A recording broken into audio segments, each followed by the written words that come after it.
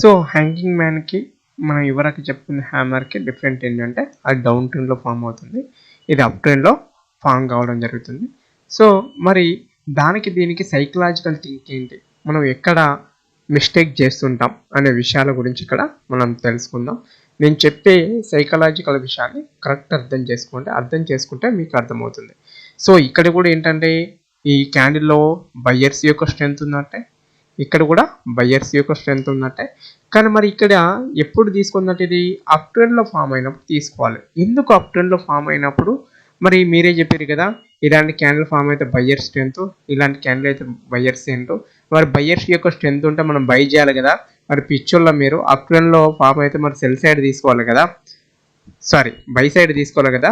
మరి cell side ఎందుకు తీసుకోమని చెప్తున్నారు, ఏ లాజికల్ పాయింట్ ప్రకారం చెప్తున్నారు అనే విషయం గురించి ఇక్కడ వివరించుకోవడానికి ప్రయత్నం చేద్దాం. సో ఇదంతా కూడా మళ్ళీ సోది కలర్ యొక్క క్యాండిల్ ఇదంతా సంబంధం లేదు. నేను చెప్పే సైకలాజికల్ విషయాన్ని కరెక్ట్ అర్థం చేసుకోవడానికి ప్రయత్నం చేయండి. నేను ఏం చెప్తున్నాను, మార్కెట్ అనేది ఈ విధంగా మీదికి వెళ్ళినప్పుడు ఏం చేశారంటే ఒక్కసారి సెల్లర్స్ కిందికి తీసుకురావడానికి ప్రయత్నం చేశారు. హయ్యర్ లెవెల్లో కిందికి తీసుకురావడానికి ప్రయత్నం చేశారు. మళ్ళీ ఏం చేశారు, బయ్యర్స్ అనేవారు మీదికి తీసుకెళ్ళారు. అవునా? అంటే నేను ఏం చెప్తున్నా, ఈ బాడీ గురించి పక్కకి పెట్టండి. పక్కకి పెడితే ఏంటది, ఇక్కడ సెల్లర్స్ యొక్క స్ట్రెంత్ అనేది కింది ముఖాన్ని వచ్చింది, బయ్యర్స్ యొక్క స్ట్రెంత్ అనేది మీది ముఖాన్ని చూపెట్టారు. నెక్స్ట్ క్యాండిల్ ఏం చేసిందంటే కింద ఒక రెడ్ క్యాండిల్ ఫామ్ అయింది అనుకుందాం. అంటే దీని యొక్క ఉద్దేశం ఏంటిది, సైకలాజికల్గా ఆలోచించండి. అంటే ఇద్దరు అన్నదమ్ములు ఉన్నారు, కొట్లాడుకుంటే ఎవడు గెలుతలేడు, ఎటోడు అటు దెబ్బలు వాడి కింద పడిపోయినాక ఇంకోటి వచ్చింది, ఏం చేసింది, ఓని సపోర్ట్ చేసి తుక్కు తన్నీరు ఇంకో అని. అంటే తన్నీరు అంటే ఏంటిది, బయ్యర్స్ మీద, దీని కింద క్లోజ్ అయింది ఏంటంటే బయ్యర్స్ మీద ఎవరు విన్ అయినట్టు, సెల్లర్స్ విన్ అయినట్టు. అంటే ఈ సైకలాజికల్ థింక్ ఎప్పుడైతే అప్ ట్రెండ్ మార్కెట్లో ఒక గ్రీన్ క్యాండిల్ ఉండి దీని కింద ఒక రెడ్ క్యాండిల్ కనుక క్లోజ్ అయితే మనం ఎటు సైడ్ ఆలోచించాలి, మన మైండ్ సెట్ అనేది ఎటు ఉండాలి, ఇక బయ్యర్స్ యొక్క స్ట్రెంత్ అయిపోయింది, సెల్లర్స్ యొక్క స్ట్రెంత్ అనేది పెరిగింది, వెంటనే ఎంట్రీ తీసుకోమని కాదు, మన మైండ్ సెట్ ఏముండాలి, సెల్లర్స్ యొక్క స్ట్రెంత్ అని పెరిగింది అనే విషయాన్ని చూడాలి. దానికి ఏ విధంగా డబుల్ కన్ఫర్మేషన్ చేస్తాం, ట్రిపుల్ కన్ఫర్మేషన్ చేస్తాం అనే విషయాల గురించి ఆలోచిద్దాం ఇప్పుడు. ఓకేనా? మార్కెట్ ఏం చేసింది ఏంటంటే అప్ సైడ్ వెళ్ళింది. ఇక్కడ ఏం చేసింది, మనం అనుకున్న క్యాండిల్ని ఫామ్ చేసింది. దాని కింద క్యాండిల్ క్లోజ్ అయింది. ఏమైంది, క్యాండిల్ క్లోజ్ అయింది. క్లోజ్ చేసే ముందు కూడా ఏంటంటే మార్కెట్ ఏం చేస్తాట, క్లోజ్ చేసే ముందు బిఫోర్ ఏం చేస్తుంది, ఇన్సైడ్ క్యాండిల్ ఫామ్ చేసి మనకు క్లోజ్ కావడానికి అవకాశం ఉంటుంది. First point. ఓకే, నేను ప్రతి చార్ట్లో ఒక్కొక్క విషయాన్ని వివరిస్తాను, దాన్ని కరెక్ట్ అర్థం చేసుకోవడానికి ప్రయత్నం చేయండి. సో మార్కెట్ ఏం చేసింది, అప్ సైడ్ వెళ్ళింది. ఏం చేసింది, బిఫోర్ ఏం చేసింది, ఇక్కడ మనకు కావాల్సిన క్యాండిల్ ఫార్మేషన్ అయింది, ఒక రెడ్ క్యాండిల్ క్లోజ్ చేసింది. ఇక్కడ ఏమైందనే కరెక్ట్గా చూద్దాం. వెంటనే ఒక రెడ్ క్యాండిల్ కింది సైడ్ క్లోజ్ చేసింది. వెంటనే ఎంట్రీ తీసుకోకుండా మనం ఏం చేయొచ్చు, వెయిట్ ఫర్ సమ్ రీటెస్ట్. ఏ విధంగా రీటెస్ట్ చేసింది, ఇక్కడ మళ్ళీ ఒక రెడ్ క్యాండిల్ తోటి రీటెస్ట్ చేసింది, ఒక గ్రీన్ క్యాండిల్ తోటి రీటెస్ట్ చేసింది. అంటే మన స్టాప్ లాస్ హిట్ అయింది. స్టాప్ లాస్ ఏమైంది, తక్కువ అవుతుంది, దీని హైలో స్టాప్ లాస్ పెట్టుకోవచ్చు. ఏంటిది, డబుల్ కన్ఫర్మేషన్, ట్రిపుల్ కన్ఫర్మేషన్ ఏం చెప్పుకున్నాం, doji concept. So market fall ఏమైంది, మార్కెట్ అనేది ఫాల్ అయింది. ఏం చేసింది, మార్కెట్ ఒకటేసారి పొద్దున అప్ సైడ్ మీదికి వెళ్ళింది. ఇక్కడ ఇదే సైకలాజికల్ విషయం, వెరీ సైకలాజికల్ విషయం ఇదే. మార్కెట్ ఏం చేసింది, మీదికి వెళ్ళి ఇక్కడ ఏం చేసిందండి, కన్ఫర్మేషన్ చేసింది. క్యాండిల్ అనేది పెద్దగా ఉన్నప్పుడు ఏం చేయాలి, వెయిట్ ఫర్ సమ్ రీటెస్ట్ అంటే క్యాండిల్ మొత్తం కాదు, ఇందులో ఒక 50% అంటే 50% రీటెస్ట్ చేసి వచ్చేట మనం ఏం చేయొచ్చు, సెల్ సైడ్ అనేది ఎంట్రీ తీసుకోవచ్చు. మార్కెట్ ఇక్కడ ఏం చేసిందనే విషయాన్ని చూసుకోండి. ఆ డేకి కాదు, నెక్స్ట్ డే కూడా మార్కెట్ ఏం చేసిందంటే ఇక్కడ ఇది ఒక రెసిస్టెన్స్ ఉంటుంది. సో గ్యాప్ డౌన్ అయిన మార్కెట్ పడిపోయింది. అంటే దీని యొక్క స్ట్రెంత్ అనేది నెక్స్ట్ డేలో కూడా కంటిన్యూ కావడానికి అవకాశం అంటే ఎక్కువ ఉంటాయి. కొందరు చెప్తారు మనకి ఏం అర్థం కాదు, ఇక్కడ ఒక రెసిస్టెన్స్ ఉంది, ఇక్కడ ఒక సపోర్ట్ ఉంది, ఇలాంటి అంటే 1 అవర్ టైం ఫ్రేమ్లో కానీ 15 మినిట్స్ టైం ఫ్రేమ్లో కానీ ఇలాంటి క్యాండిల్ ఫామ్ అయినప్పుడు వాటిని బేస్ చేసుకొని కూడా మనం ఏం చేయొచ్చు అంటే మన యొక్క స్ట్రెంత్ను నిర్ణయించుకొని సపోర్ట్ రెసిస్టెన్స్ డ్రా చేయొచ్చు. అప్ సైడ్ మూమెంట్ తీసుకుంది, క్యాండిల్ ఫార్మేషన్ అయింది, బిఫోర్ ఇన్సైడ్ క్యాండిల్ ఫార్మ్ చేసినాయి. సో విత్ రీటెస్ట్ ఏంటది, విత్ ఏం చేసింది, రీటెస్ట్. నేను ఇంతకు ముందు కాడ ఎక్కడ రీటెస్ట్ అనలే, ప్రతిసారి ఇక్కడ ఎందుకు రీటెస్ట్ అంటనా, మనకు డబుల్ కన్ఫర్మేషన్ అనేది ఇలాంటి టైంలో కంప్లీట్ మార్కెట్ యొక్క డైరెక్షన్ చేంజ్ చేసుకున్నప్పుడు ఏం చేయాలి, వెయిట్ ఏంటది, వెయిట్ ఫర్ సమ్ రీటెస్ట్. దేనికోసం చూడాలంటే రీటెస్ట్ గురించి చూడాలి. దేని గురించి చూస్తాం, వెయిట్ ఫర్ సమ్ రీటెస్ట్ గురించి చూస్తాం. సో మార్కెట్ ఏం చేసిందంటే మళ్ళీ వెళ్ళింది, మీదికి వెళ్ళింది, ఇలా కన్ఫర్మేషన్ చేసింది, doji type of candle form చేసింది. సో మార్కెట్ ఫాలో అయింది. మరి ఇక్కడ రీటెస్ట్ రాలే కదా అని మళ్ళీ ఎదురు ప్రశ్నలు వేసుకోకండి. ఏంటది, నేను ఏం చెప్పాను, ఇన్సైడ్ క్యాండిల్ ఒక డోజీ క్యాండిల్ ఫామ్ అయినా ఏదైనా ఫామ్ అయి దీని కింద క్లోజ్ అయితే అయిపోయా. ఏంటది, double confirmation, cell side entry. ఇక్కడ వెరీ ఇంపార్టెంట్ విషయం నేను ఇవరకు మీకు చెప్పిన, గ్యాప్ అప్ ఓపెన్ అయినప్పుడు ఈ విధమైన క్యాండిల్ ఫామ్ అయితే మనం బై సైడ్ చూడొచ్చు అని చెప్పిన. ఇదే గ్యాప్ అప్ ఓపెన్ అయిన మార్కెట్ అనేది ఈ క్యాండిల్ హైని క్రాస్ చేయకుండా ఏంటది వెంటనే దీని కింద క్లోజ్ అయితే ఏంటది ఆ డే మొత్తం సెల్లింగ్ సైడ్ ఉండవచ్చు. అది 5 minutes క్యాండిల్ కానీ 15 minutes క్యాండిల్ కానీ. ఇక్కడ ఏం చేసింది, ఫస్ట్ 5 minutesలో ఫామ్ చేసింది, అందరూ బయింగ్ సైడ్ ఎంట్రీ చూస్తారు, పాపం లట్కన 5 minutesలో ఇక్కడ బై చేస్తారు.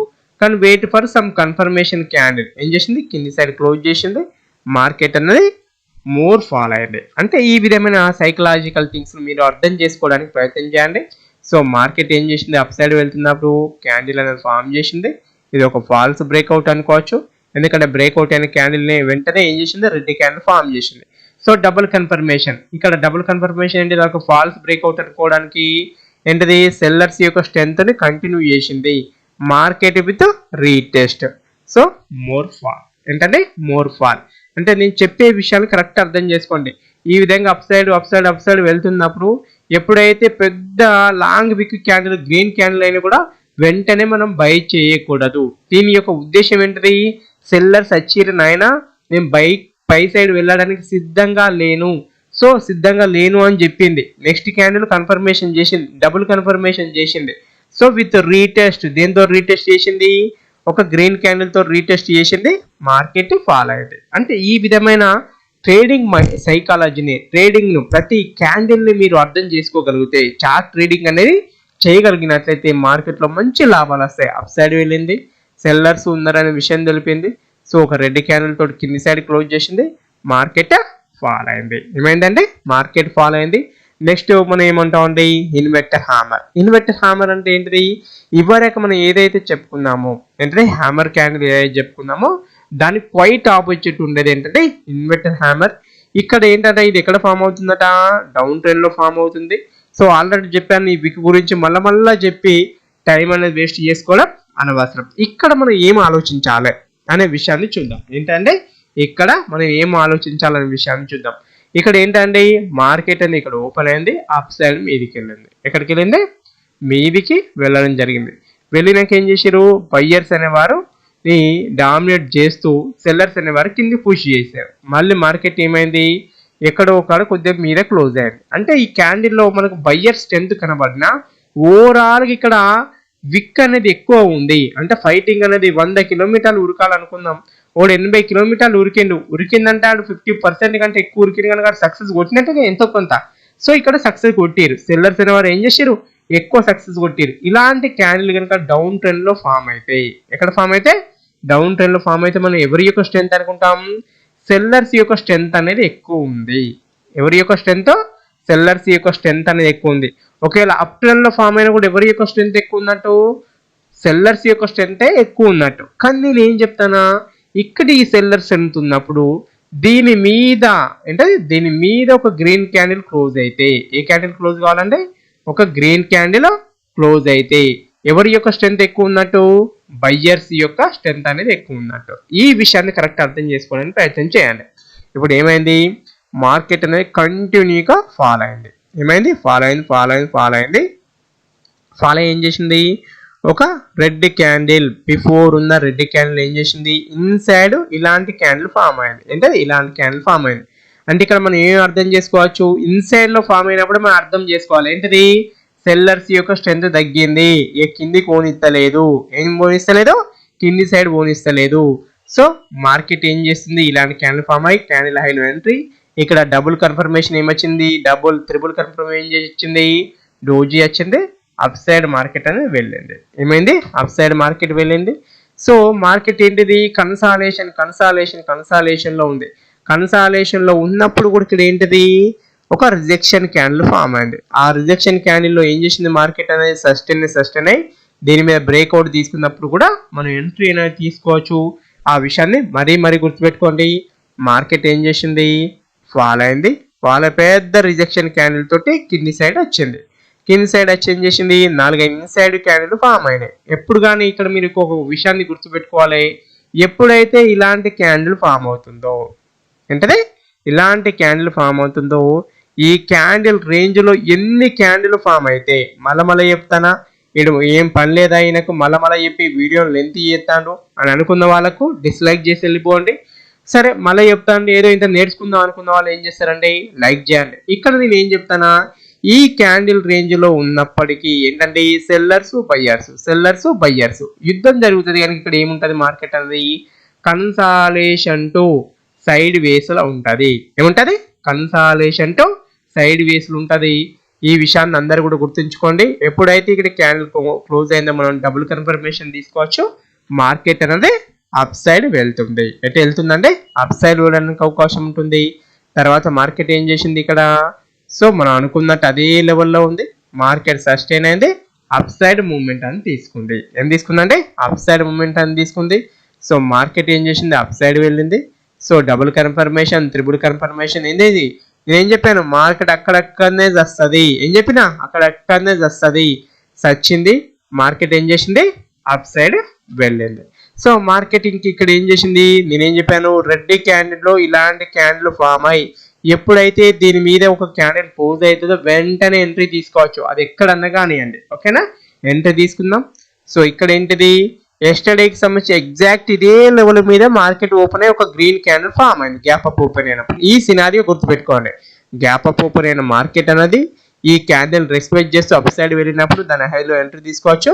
మార్కెట్ అనేది అప్ సైడ్ మూవ్మెంట్ అనేది తీసుకుంది. ఏం తీసుకుంది, అప్ సైడ్ మూవ్మెంట్ తీసుకుంది. ఇక్కడ ఏంటంటే మార్కెట్ క్లోజ్ అయింది. సో ఇలాంటి క్యాండిల్ మీద మార్కెట్ ఓపెన్ అయ్యి గ్యాప్ అప్ ఓపెన్ అయ్యి రీటెస్ట్ చేసింది. సో అప్ సైడ్ వెళ్ళింది. అంటే నేను ఏం చెప్తున్నా, గ్యాప్ అప్ గ్యాప్ డౌన్ కూడా ఏం చేస్తుంది, తప్పనిసరిగా ఆ క్యాండిల్ ఫార్మేషన్ రెస్పెక్ట్ చేయనప్పుడు నువ్వేం చేయలేం, నేనేం చేయలేను. చేసినప్పుడు ఏం చేయాలి, దాన్ని మనం యూజ్ చేసుకోవాలి. సో ఈ క్యాండిల్ ఏం చేసింది, నేను చెప్పినట్టు మార్కెట్ కన్సల్టేషన్ అయింది, ఒక డోజీ క్యాండిల్ తోటి క్లోజ్ అయింది.